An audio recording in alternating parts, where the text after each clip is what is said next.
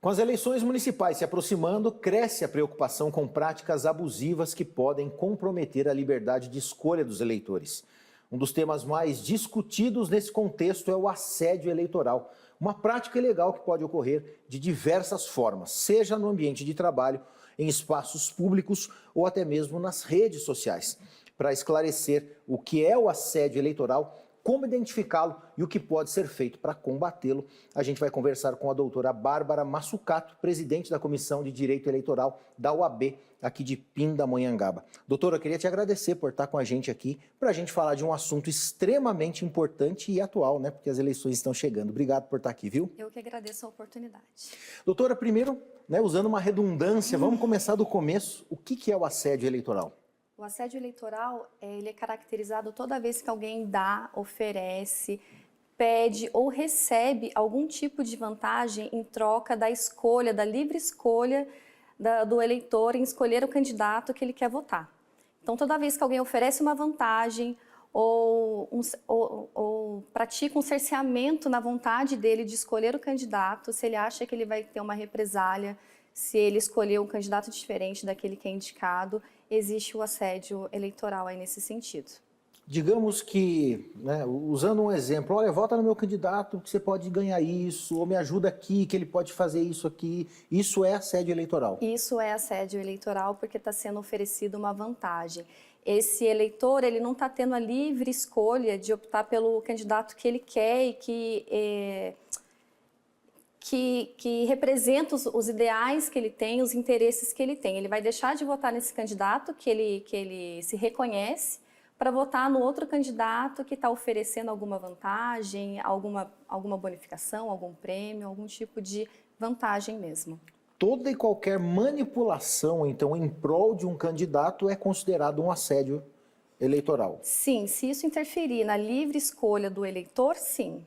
Se isso interferir na vontade dele, ele deixar de votar no candidato que ele gostaria e que ele se reconhece como semelhante, sim, caracteriza o assédio eleitoral. Vamos dividir aqui em duas partes.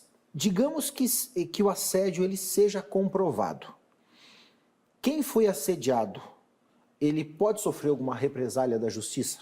Sim, é o assédio passivo, porque ele está recebendo a vantagem, geralmente é econômica, né, ou uma vantagem de emprego, alguma proposta que ele não receberia de qualquer outro candidato. Então, ele também pode responder civilmente, criminalmente, pode responder junto à Justiça Eleitoral, ele pode ser punido. Isso da cadeia? Pode ser preso por conta disso? Pode. Poxa vida, doutora. Tem previsão de cadeia. Que coisa.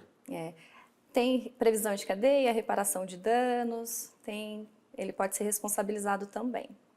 E do outro lado, por óbvio, também, né, inclusive cassação se for eleito, né? Isso, a cassação, o candidato fica inelegível, mas tudo isso depois de um devido processo legal, né? Que o candidato ele pode responder o processo, ele vai poder produzir provas e se ao final ficar constatada a responsabilidade dele, será punido.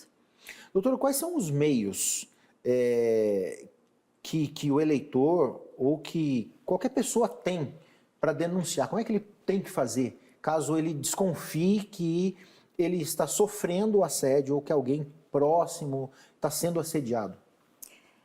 Os meios mais comuns, né, são os ministérios públicos que podem receber a denúncia e também tem um aplicativo criado pela Justiça Eleitoral que chama Pardal. Esse aplicativo está disponível para toda a população e ele recebe denúncias de fake news, de propaganda irregular, de assédio eleitoral e as denúncias são feitas de forma anônima. Então, a pessoa que se sentir de alguma forma prejudicada ou assediada, ela pode fazer essa denúncia no aplicativo Pardal. Isso com fotos, com áudio, como é que ela pode fazer essa denúncia? Quanto mais material ela juntar, melhor fica a produção de provas e a investigação dessa denúncia que será feita para depois corroborar no processo judicial que será dado início, né? A denúncia ela é anônima. Sim. A outra parte, no caso, o denunciado, ele tem acesso ao processo? Eu estou te perguntando isso porque eu posso denunciar uma pessoa e futuramente ele ter acesso a esse processo, ele vai ficar sabendo quem denunciou ele. Aí pode correr uma perseguição, alguma coisa assim? Pode acontecer isso? Nos autos do processo judicial, sim. Ele pode ter acesso à denúncia que foi feita, mas não à informação do denunciante. Ele não tem acesso a essa informação. Entendi. Doutor, o papel da Justiça Eleitoral na fiscalização de uma eleição. O que a gente pode falar disso? Olha, a Justiça Eleitoral, junto com a OAB, elas trabalham de forma conjunta com outras entidades, buscando a informação da população e a conscientização nas eleições, nesse processo de livre escolha do voto. A OAB recentemente até recebeu, ela abriu as portas para os candidatos à Prefeitura de Pindamonhangaba, recebeu todos de forma igualitária, onde eles puderam trazer as propostas de trabalho deles, os projetos que eles têm, responderam perguntas elaboradas pela Comissão de Direito Eleitoral e perguntas enviadas pela população. Então, a OAB recentemente trouxe esse serviço de informações para a população, tentando auxiliar na questão da livre escolha do candidato, né? E também tem essa questão do outro lado do trabalho do combate, né? De disseminação de notícias falsas, as fake news. Tem o trabalho também de combate à desinformação e a questão do aplicativo do Pardal, né? Entendi. Doutora, eu acredito que deva acontecer isso de muitas denúncias acabarem sendo denúncias apenas para prejudicar o candidato. Sim. Né? Como é que a OAB faz essa triagem? Né? Como é que a Justiça Eleitoral ela faz essa triagem para até não acabar sendo oneroso esse processo todo para vocês, né? Na verdade, a OAB não faz essa triagem. Ela auxilia, né, a Justiça Eleitoral e as outras entidades e o Ministério Público a fazer essa apuração. Mas não cabe à OAB esse poder de investigação, ou apuração, ou abertura de processo. Isso daí é feito através de um processo legal. Então, primeiro tem a denúncia, aí tem a investigação e é aberto um processo judicial onde é feita a produção de provas. E aí quem analisa é a Justiça Eleitoral. Entendi. Existe algum canal de comunicação, né? A gente sabe que, por exemplo, o Pardal está disponível em todos os aplicativos aí, né? Em todas as no Android aí, no iOS, para as pessoas poderem fazer, né? Baixar no celular e tal e poder fazer a denúncia. Mas para quem quer mais informação a respeito disso, existe algum canal de comunicação com a Justiça Eleitoral, com a própria OAB, para a pessoa que de repente tem alguma dificuldade, quer mais orientação, como é que a pessoa pode fazer? A pessoa tem que se prevenir, né? Porque existe muita fake news, muita desinformação, né? Agora com essa questão da internet, acesso a todos. Então, o ideal seria a pessoa procurar essa informação no site do Tribunal de Justiça Eleitoral, que é uma fonte segura para buscar essas informações, né? Como que pode proceder. Entendi. Fazendo um retrospecto, então. Denúncia a respeito de assédio. Pardal, esse é o caminho mais fácil, mais prático e que está disponível justamente para essa finalidade. Quais os tipos de assédio? Temos vários.